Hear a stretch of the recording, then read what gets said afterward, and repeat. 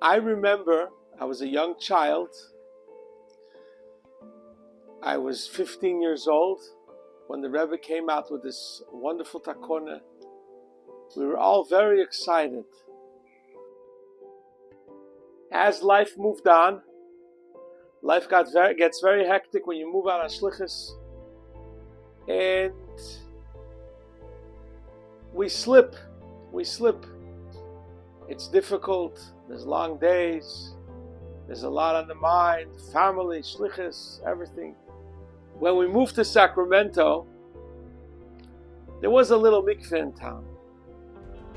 But we knew if we want to do this mitzvah the way the Rebbe wants us to do it,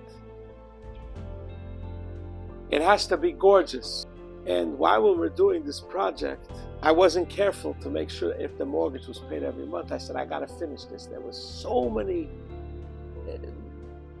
hiccups during the way.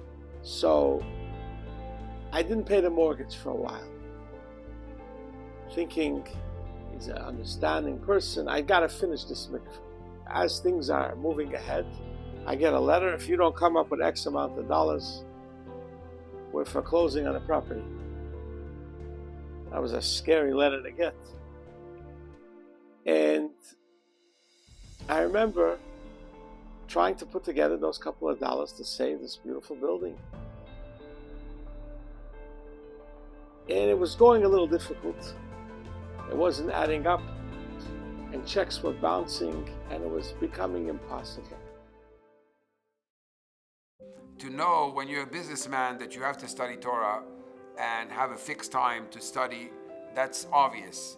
But when you're involved all day long at saving the world and helping another person be miskarev and having to fundraise and having to take care of a community, where exactly are you supposed to find time for yourself? So I will say that I had a great difficulty, really. It was very, very difficult for me. I in nature, was somebody which was more, it's okay tomorrow. Tomorrow is going to be a better day. We start things tomorrow. And I started with one perek, one chapter a day. That already was tough. And one day I did it, one day I didn't do it, the other day I did do it. And this was a time, I want to say, where I really got in very deep debts. When one is in debts, the last thing you might think is, I have time now to study Torah. I have to run after all these people to be able to give me money.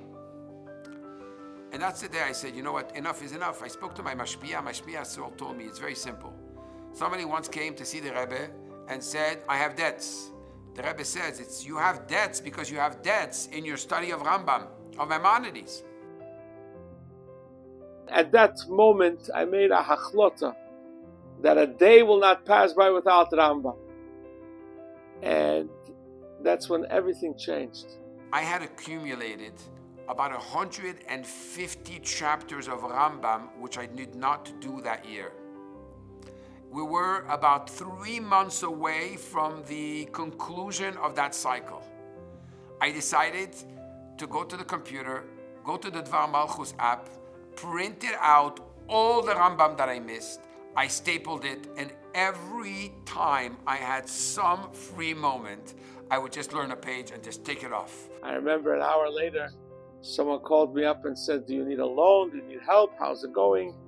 And I was able to set things up. And one thing led to another. And my life changed. My parnasa changed. My relationship changed. I will say that even my balebatim started looking at me in a different way. People say they don't have time to learn Rambam. You don't have time not to learn Rambam. There's 1,440 minutes in a day. You want to tell me that you don't have that time to learn Rambam? When it comes to the Rambam, the Rebbe says this is the way to cause unity amongst the Jewish people. And what greater time do we need unity and Achdus Israel than now? Chabad today, Baruch Hashem, is in a total different wavelength. With 14 Chabad houses in the greater Sacramento area, with a massive school with over 100 children, and Bali Tshuva. People are really changing their lives. And you will see once you put the Rambam, the Rebbe's Takana as your priority, everything is going to change in your life.